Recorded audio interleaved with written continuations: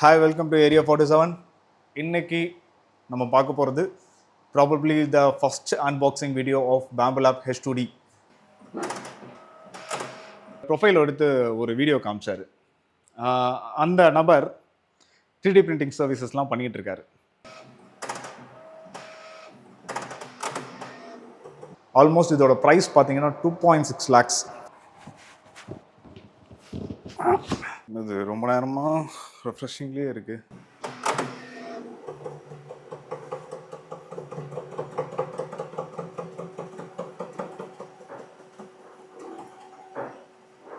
Welcome to the forge from area 47 and நான் சுபாஷ். Area 47 அப்படிங்கிறது basically we are designers and இங்கே நாங்கள் 3D designing, 3D product developments, prototyping, reverse engineering, 3D printing, 3D scanning சொல்லி 3Dயில் என்னென்னலாம் பண்ண முடியுமோ எல்லாமே நாங்கள் ரொம்ப நாளாக எஸ்டாப்ளிஷ்டாக பண்ணிகிட்ருக்கோம். அண்ட் இப்போது ஏன்டா வந்து பேசிக்கிட்டு இருக்க அப்படின்னு சொல்லி கேட்டிங்க அப்படின்னா, ஃபியூ டேஸ் முன்னாடி ஒரு கிளைண்ட் வந்திருந்தார். அவர் ஒரு ப்ராஜெக்டை பற்றி நாங்கள் டிஸ்கஸ் பண்ணிகிட்டு இருக்கும்போது ஒரு ப்ரொஃபைல் எடுத்து ஒரு வீடியோ காமிச்சார். அந்த நபர் 3D பிரிண்டிங் சர்வீசஸ்லாம் பண்ணிகிட்டு இருக்காரு.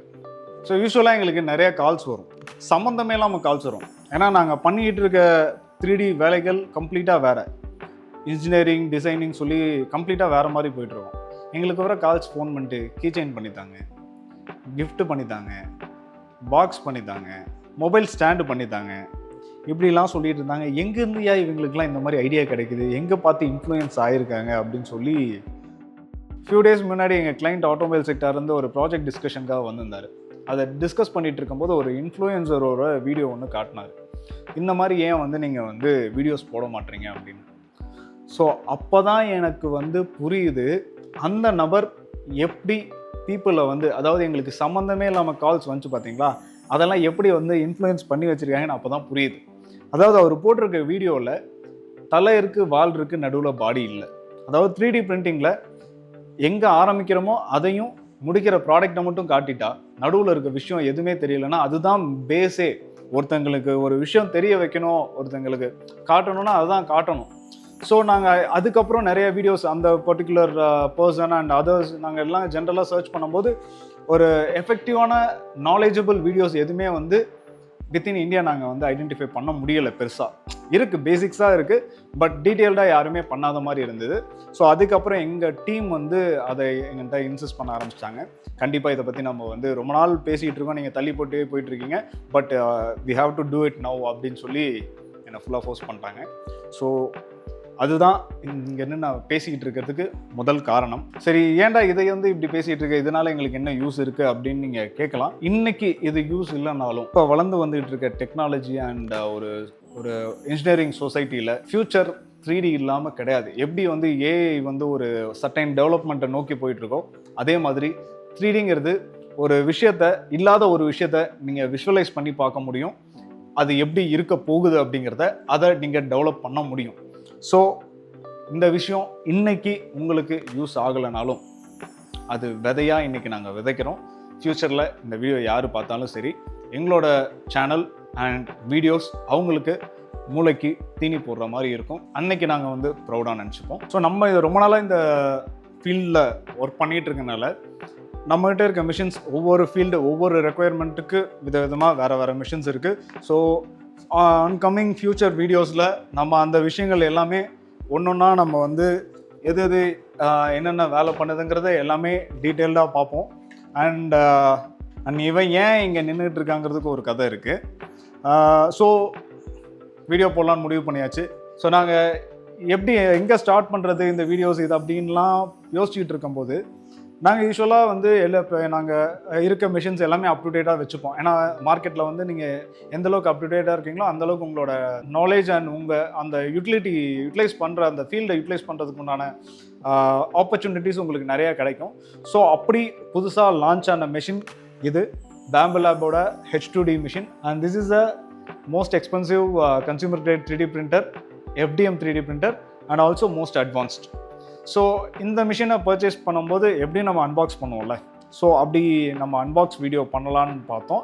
அப்புறம் பார்த்தா ஆன்லைனில் யாருமே அன்பாக்சிங் வீடியோ போடல. பிகாஸ் இது வந்து இந்தியாவுக்குள்ளே வந்த ஃபஸ்ட்டு ஃபியூ மிஷின்ஸில் இதுவும் ஒன்று.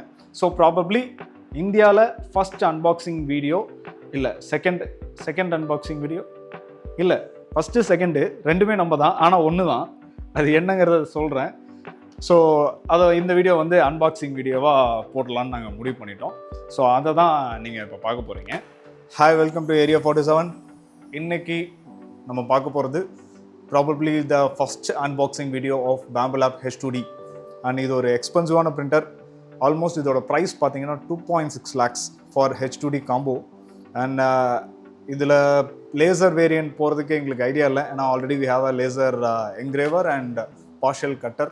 ஸோ அதை இதை மேஜராக இதோட லேசர் ஃபங்க்ஷனாலிட்டி ரொம்ப பெருசு, பட் எங்களுக்கு அவ்வளோ தேவையில்லை. அதனால் we opted for H2D combo. So அதோட அன்பாக்சிங் தான் இப்போ பார்க்க போகிறீங்க. H2D combo. ஸோ இதை அன்பாக்ஸ் பண்ணிடலாம். ஸோ ஆல்ரெடி இதோட Bambu Labோட ஃப்ளாக்ஷிப்பான X1 carbon combo and P1S A1 A1 mini இந்த எல்லா பிரிண்டர்ஸுமே நம்மகிட்ட இருக்குது. அண்ட் கிரியாலிட்டியோட ஃப்ளாக்ஷிப் K2+ இருக்குது. இந்த பேக்கிங் கிட்டத்தட்ட கிரியாலிட்டி K2வும் இதே மாதிரி தான் இருந்துச்சு. இந்த மாதிரி சைடில் லாக்லாம் கொடுத்துருந்தாங்க. ஆனால் ப்ரீவியஸாக X1 கார்பன்லாம் இந்த மாதிரி வரல. இப்போ ஆனால் பயங்கர ஹெவி இந்த பிரிண்டர். P1S X1 கார்பன்லாம் ஈஸியாக வந்து ஒருத்தர் லிஃப்ட் பண்ணிடலாம். இது வந்து ரொம்பவே காம்ப்ளெக்ஸ். ஹைட்டாக வேறு டேபிளில் வச்சுட்டேன். மேலே ஏறி தான் பார்க்கணும் மாட்டேங்குது. இந்த சைடு இருக்கட்டும். And first accessories box. இதில் நேமாக பிரிண்ட் பெட் இருக்குன்னு நினைக்கிறேன். ஐயோ இல்லைங்க, இதில் வந்து டியூப்ஸ் கொடுத்துருக்காங்க. அதுக்கப்புறம் டூல்ஸ் பாக்ஸ் அண்ட் நேமாக இது வந்து எக்ஸ்டர்னல் ஸ்பூல் ஹோல்டராக இருக்கும். ஓகே, இது அப்புறம் பார்ப்போம்.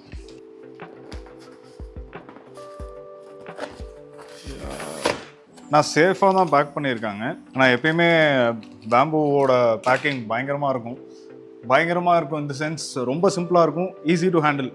நம்ம எப்பயுமே பிரிண்டர் வந்து பேம்பில் வந்து நம்ம எடுத்து ரொம்ப காம்ப்ளெக்ஸ் பண்ணிக்கிற மாதிரியே இருக்காது. அப்படியே எடுத்துகிட்டு டேரெக்டாக அப்படியே, அதுவும் அந்த X1 P1 சீரீஸ் எல்லாமே வந்து அப்படியே வெளில எடுத்துகிட்டு ஜஸ்ட் ஸ்க்ரூஸ் அந்த லாக் டிரான்ஸ்போர்ட்ஸ்க்காக லாக்ஸ் பண்ணியிருப்பாங்க. அந்த லாக் ஸ்க்ரூஸ்லாம் ரிமூவ் பண்ணிவிட்டு டேரெக்டாக கேலிப்ரேட் பண்ணலாம். இந்த A1 மினி மட்டும் ஒரு 15-20 minutes அசம்பிளி ப்ராசஸ் இருக்கும். அதுவும் வந்து பேசிக், அதுவே ஆல்மோஸ்ட் ப்ரீ அசம்பிளாக தான் வரும். அண்ட் இதுவும் அப்படி தான் இருக்குது.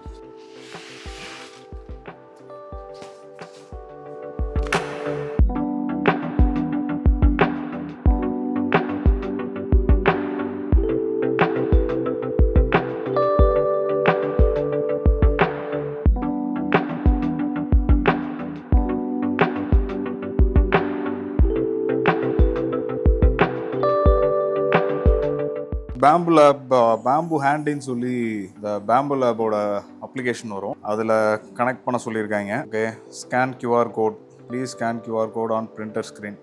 ஸோ அதுக்கு நம்ம பிரிண்டரை ஃபஸ்ட் ஆன் பண்ணோம். பவர்லாம் கனெக்ட் பண்ணியாச்சு. Let's see. வந்துச்சு Bambu Lab. உள்ளே ஏதோ சவுண்டெல்லாம் கேட்குது. ஓ, லைட் ஆன் ஆயிடுச்சு. If the connection time out please ensure network is connected. Printer name வந்து இங்கே டிஃபால்ட்டாக ஒரு பேர் கொடுத்து வச்சுருக்காங்க, நம்பர் போட்டு. இது ரொம்ப நேரமாக ரெஃப்ரெஷிங்லேயே இருக்குது. இப்போ ஏஎம்எஸ்குள்ளே ரெட் கலர்லலாம் பயங்கரமாக லைட் எரியுது, புதுசாக இருக்குது. பெட்டு மேலே போகுது. வா,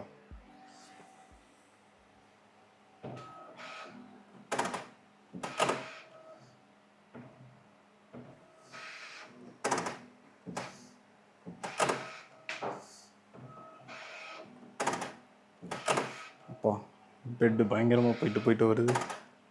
சரி, டூல்கேட் பயங்கரமாக போயிட்டு வருது. நல்லா இருக்கு.